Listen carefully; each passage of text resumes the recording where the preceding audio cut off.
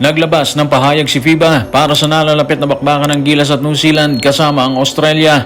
Paniwala nila, hindi dapat maliitin ng Tall Blacks ang grupo ni Coach Tim Cone. Dagdag pa niya, promising ang paparating na window sa Gilas, bunga ng pagplansya ng SVP sa hanay nito. At ang ating mga kababayan, muling idiniin ang kahalagahan ng isang Junmar Fajardo sa kasalukuyang hanay. Tanong nila, sino ang ipapalit kay Junmar kung walang Kai Sotto at QMB?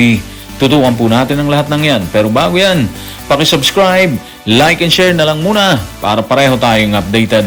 Sa pahayag na inilabas ng FIBA, naniniwala ito na hindi dapat ipagwalang bahala ng New Zealand ang Gilas Pilipinas. Paalala nito, tinalo na ng pambansang koponan ng Pilipinas ang matitigas na Tall Blacks noong Nobyembre ng taong 2024 sa MOA Arena, lugar kung saan sila muling maghaharap ngayong February 26. Narito ang kanilang paglalahad.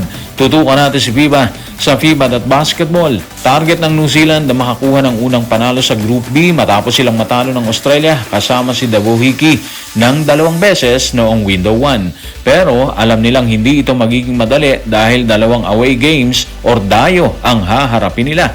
Bago nila makaharap ang Guam sa Manggilao Village, lilipad muna sila sa Pasay City para kalabanin ang Pilipinas, isang team na hindi nila pwedeng maliitin.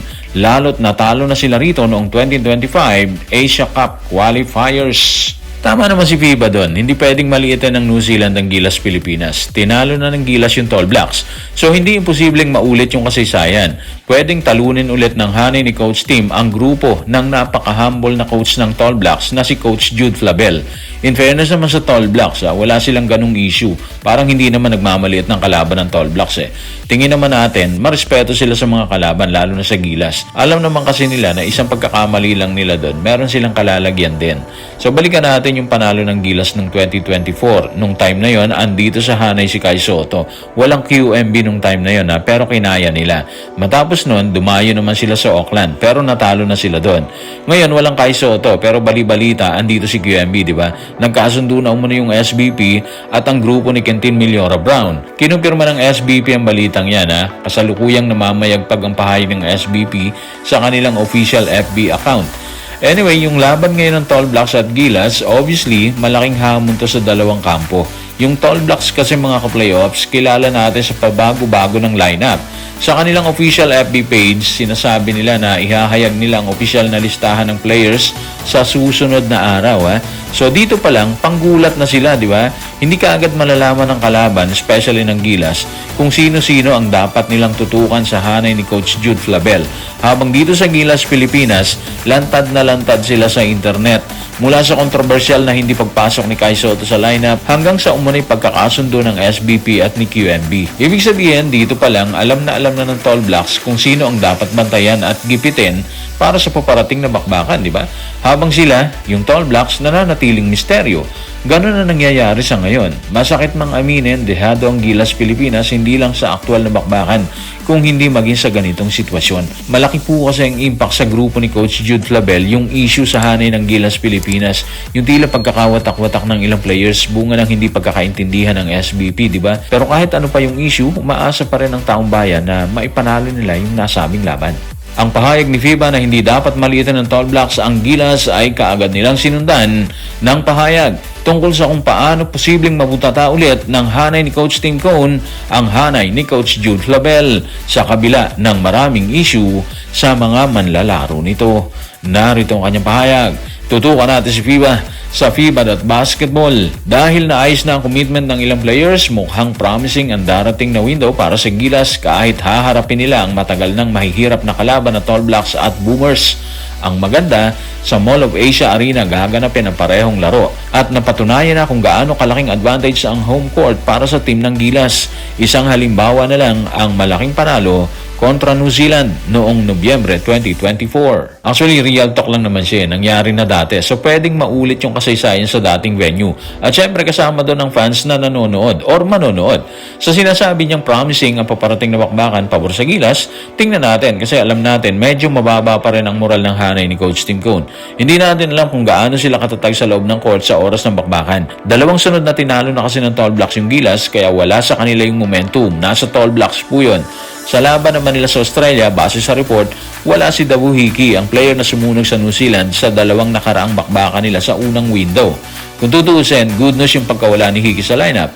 Pero alam naman natin kung gaano kasolid yung Australia, di ba? Ang dami nilang player na pwedeng ilagay sa hanay nang hindi sila magsisisi. Ang daming pwedeng ipasok ng mga dekalibreng player, mga kasalukuyan at dating NBA players, di ba? Yun yung wala sa Gilas eh. Iba yung kalidad ng laro at iba ang tikas ng player sa oras ng bakbakan. Kaya siguro asahan na natin ang isang mabigat na laban ng grupo ni Coach Tim, hindi lang sa Tall Blacks, kung hindi mas higit sa Australia. Okay, ando na tayo. Malaking factor ang fans. Pero players pa rin ang maglalaro at mag-e-execute ng game plan na binuo ng coaching staff. Sila pa rin ang pupukol sa basket para magtala ng puntos, di ba? In short, nasa mga kamay pa rin ng players ang kapalaran ng Gilas Pilipinas.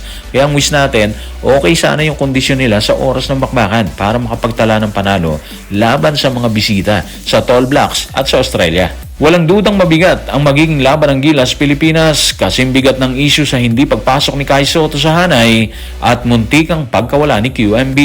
Kaya naman ang tanong ng bayan, nasaan ang ilang netizen or ating mga kababayan na gustong patalsikin si Junmar Fajardo? Dagdag pa nila, sino ang ipapalit kung wala si Kai Sotto at kung pumalya ang SBP kay QMB? Narito ang kanilang pahayag. Tutukan natin si Anonymous sa comment section ng Playoffs sa Playoffs YouTube channel. Asan yung mga nagsasabi na tanggalin si Junmar Fajardo sa Gilas dahil pang PBA lang daw yung laro? Sino ngayon ang ipapalit kay Junmar kung walang Kai Sotto at QMB? Well, kung ako yung tatanungin, wala. As in, walang ipapalit kay Junmar Fajardo. Ganun katindi, di ba? Aminado naman tayo na maraming malalaki sa PBA pero iba yung kalibre na isang Junmar eh. Yung tigas niya sa ilalim kahit malimit, natatabunan talaga siya ng Tall Blacks at ng Australia. Pero sa kabuuan mga playoffs, kung aalisin mo ang isang Junmar sa hanay ng Gilas Pilipinas, tapos kalaban mong New Zealand at Australia, mabigat, di ba? Ando na tayo sa issue na kinakain siya ng opensa ng dalawang team na yan. Pero bilog ang bola mga playoffs eh. Posibleng gano'n na nangyari noong mga nakaraang bakbakan, pero posible din na magbago yung sitwasyon ngayon. Hindi lahat ng oras mahirap at hindi lahat ng oras madali. Kung naging madali sa dalawang team ang laban, naniniwala ako na kalaunan, matche-check din ang grupo ni Coach Tim Cone ang problema nila laban sa New Zealand at Australia kasama si Junmar Fajardo. Sa issue na pang PBA lang si Junmar, matagal nang na-address ang ganung issue eh.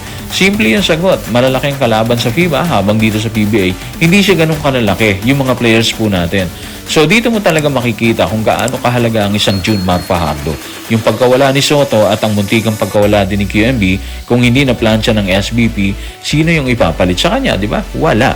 Isa lang ang ibig sabihin yan. Sobrang halaga pa ni Junmar sa hanay na binuo ni Coach Tim, 2 taon na yung nakararaan. So guys, maraming salamat.